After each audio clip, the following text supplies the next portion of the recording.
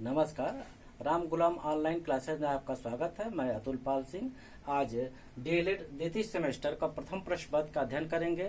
इसके पहले हम लोगों ने औपचारिक शिक्षा क्या है उसकी विशेषता के बारे में अध्ययन किया है। आज हम लोग औपचारिक शिक्षा के महत्व के बारे में चर्चा करेंगे।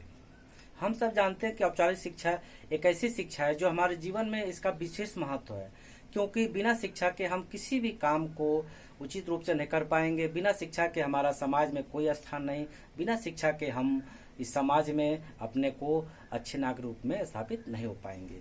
और औपचारिक शिक्षा का महत्व, जैसा हम सब जानते हैं कि औपचारिक शिक्षा एक ऐसी शिक्षा है जो हमारे संस्कृति का संरक्षण करती है, उसको एक पीढ़ी से दूसरी पीढ़ी तक ले जाने का एक पुनीत कार्य करती है।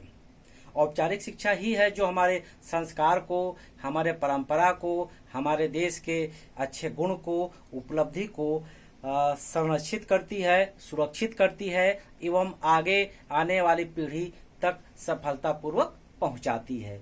ये ऐसा जो महान काम है, इसका करने का जो एक माध्यम है वो शिक्षा है। और उस शिक्षा का मतलब औपचारिक शिक्षा, जिसको हम अन्य नाम से भी जानते हैं। इसके पहले चर्चा कर चुके हैं। नियमित शिक्षा, सांविधिक शिक्षा और प्रत्यक्ष शिक्षा को ही औपचारिक शिक्षा कहते हैं। औपचारिक शिक्षा जो हमारे ज्ञान को समझने, हमारे ज्ञान को संरक्षित करने, हमारे पूर्वज, हमारे महान व्यक्तित्व, हमारे देश के संस्कार, सभ्यता आदि जो भी हम हमारे देश से मिलती है, वो एक शिक्षा के माध्यम से मिलती है। क्योंकि शिक्षा वो माध्यम है जो हमें अपने पूर्वजों से, अपने देश के महान व्यक्तित्व से जो उन्होंने किया है उसके बारे में जानने समझने का अवसर मिलता है। एक उदाहरण, जब प्राचीन काल में जब शिक्षा का कोई ऐसा माध्यम नहीं था, जरिया नहीं था, तो हमारे देश के जो आदिवासी थे या जो प्राचीन लोग थे, वो सिर्फ अपने बातों को किस प्रकार करते थे, संकेत के द्वारा या कोई चिन्ह द्वारा, क्योंकि उनके पास शब्द नहीं था तो अर्थात ज्ञान नहीं था, शिक्षा नहीं थी। तो आज हमारे पास शिक्षा है तो हम उस ज्ञान को सुरक्षित रखते हैं अपने लिए और आने वाले पीढ़ी के लिए। इसलिए शिक्षा का हमारे जीवन में विशेष महत्व है कि अपने सारे गुणों को सुरक्षित रखते हुए आने वाले पीढ़ी तक उसको पहुंचाने का एक पुनीत कार्य करती है। और जो अगला जो टॉपिक है, इसके अंतर्गत औपचारिक शिक्षा के द्वारा बालक को अपने पूर्वज के परंपरा आदि जानने का अवसर मिलता है। यानी अपने से जो बीत चुकी है बातें, जो पुराने संस्कार हैं या पुराने किसी प्रकार इतिहास की चीजें हैं, उनको संरक्षित करने, सुरक्षित करने एवं आने वाली पीढ़ी तक पहुंचाने का एक महान काम शिक्षा के द्वारा किया जाता है।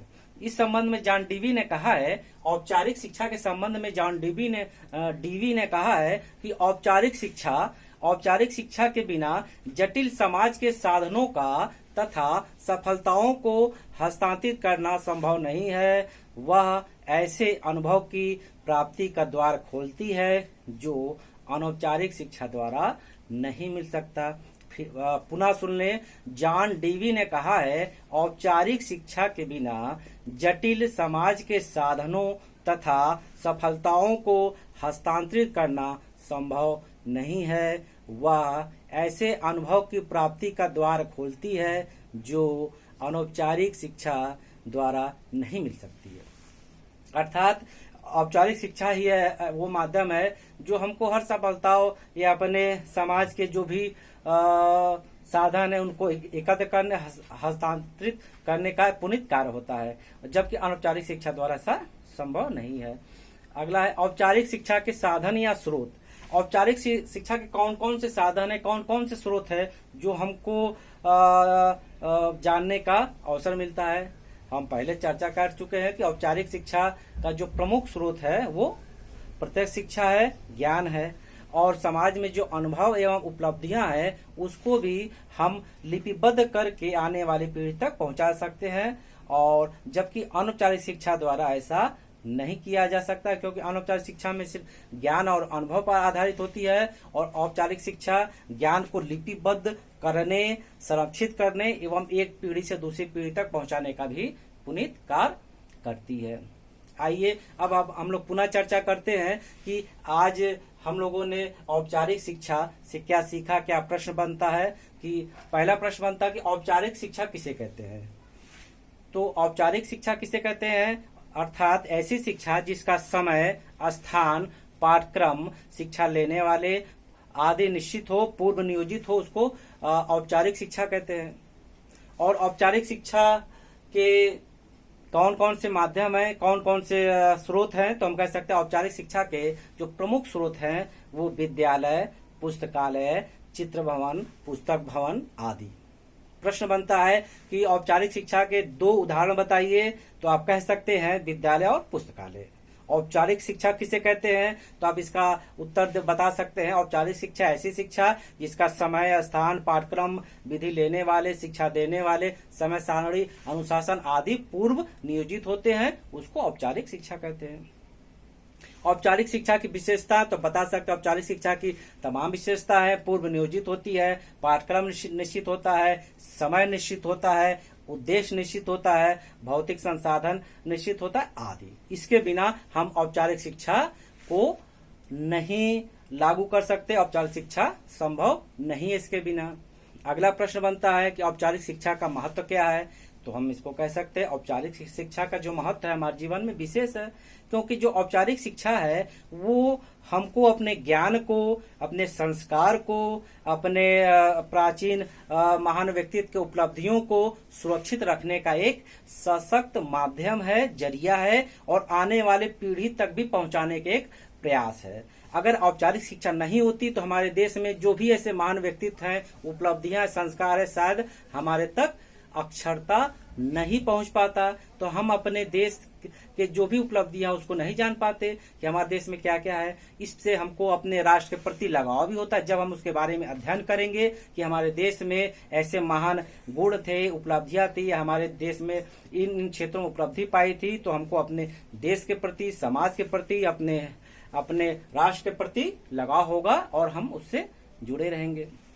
एक और प्रश्न बनता है औपचारिक शिक्षा कहलाती है, 2 विकल्प आपको देते हैं। औपचारिक शिक्षा कहलाती है, पहला है नियमित शिक्षा, दूसरा अनियमित शिक्षा। पुनः सुन लें, औपचारिक शिक्षा कहलाती है नियमित शिक्षा या अनियमित शिक्षा। तो इसका उत्तर जैसे हम बता भी चुके हैं कि अन्य नाम में निहित है, इसका उत्तर हुआ नियमित शिक्षा।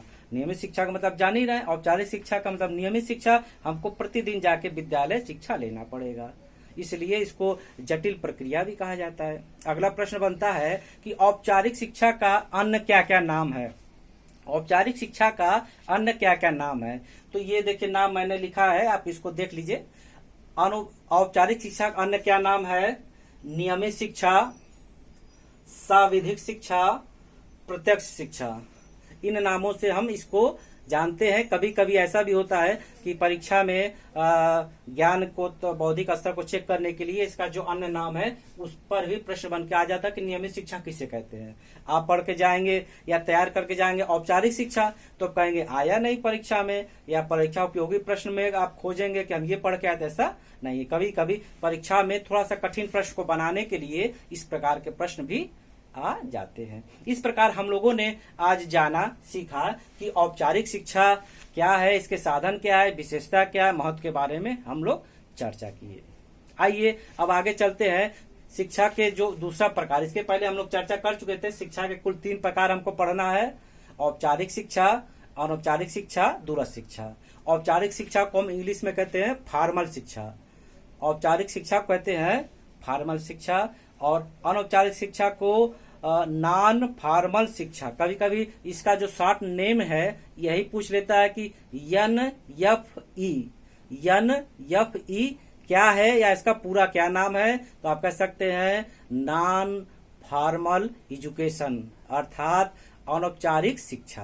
पुनः सुन लें, NFE नॉन फॉर्मल एजुकेशन, और अनौपचारिक शिक्षा जिसको कहते हैं। चलिए अनौपचारिक शिक्षा जो है वो सदा से हमारे हमको इस बात को प्रेरित करती है कि ये औपचारिक शिक्षा से भिन्न है। किस प्रकार भिन्न है, औपचारिक शिक्षा से कि जो अनौपचारिक शिक्षा है वो औपचारिक शिक्षा से इस प्रकार भिन्न है कि जो औपचारिक शिक्षा है वो सदा से हमको इस ओर प्रेरित करती है कि हम इसमें क्या करें कि थोड़ा सा इसमें परिवर्तन हो जाए। तो हम इसमें क्या कर सकते हैं, इसको थोड़ा सा इसमें परिवर्तन करके जान सकते हैं कि औपचारिक शिक्षा क्या है। हम लोग पढ़ें, अनौपचारिक शिक्षा ऐसी शिक्षा जो हमारे अनुभव पर केंद्रित है, अनुभव पर केंद्रित है, अर्थात इसको हम कह सकते हैं कि अनौपचारिक शिक्षा हम सब जान ही रहे हैं कि अनौपचारिक शिक्षा क्या है।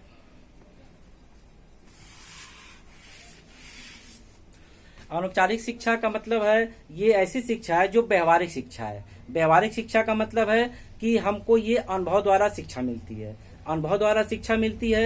ये इसमें प्राथमिक विद्यालय या किसी प्रकार विद्यालय जाने की आवश्यकता नहीं होती। ये हमको जीवन पर्यंत मिलती शिक्षा है। इसके बारे में हम डिटेल अगले क्लास में पढ़ेंगे, अभी हम उसके बारे में संक्षिप्त चर्चा कर रहे हैं। अनौपचारिक शिक्षा का मतलब है कि ऐसी शिक्षा जो हमको व्यवहारिक रूप से मिलती है, या अनौपचारिक शिक्षा को हम व्यवहारिक शिक्षा भी कहते हैं या अनुभव पर आधारित शिक्षा कहते हैं। और इसको हम ये भी कहते हैं कि औपचारिक शिक्षा से ये भिन्न है क्योंकि ये हमको जीवन पर्यंत मिलती है, जबकि औपचारिक शिक्षा का समय निश्चित है लेकिन अनौपचारिक शिक्षा का समय निश्चित नहीं है। जीवन पर्यंत मिलने वाली शिक्षा को ही हम अनौपचारिक शिक्षा कहते हैं। इसके कुछ स्रोत है, जैसे सर्वप्रथम स्रोत हम कहेंगे अपना घर परिवार है, समाज है, पास पड़ोस है आदि। अनौपचारिक शिक्षा जो है, इस संबंध में विभिन्न शिक्षा शास्त्रियों ने कहा है, इस संबंध में बेंटाक ने कहा है कि अनौपचारिक शिक्षा सभी प्रकार के अनुभवों का योग है। अनौपचारिक शिक्षा सभी प्रकार के अनुभवों का योग है जिसे मनुष्य अपने जीवन काल में प्राप्त करता है और जिसके द्वारा वह जो कुछ है उसका निर्माण होता है। इस प्रकार आज हम लोगों ने औपचारिक शिक्षा के बारे में विस्तार से पढ़ा कि औपचारिक शिक्षा क्या है, उसका अन्य नाम क्या है, उसकी विशेषता क्या है, उसका महत्व क्या है। और अगले क्लास में अनौपचारिक शिक्षा के बारे में विस्तार से अध्ययन करेंगे। इन्हीं शब्दों के साथ आज का क्लास मैं समाप्त करता हूँ। धन्यवाद, नमस्कार।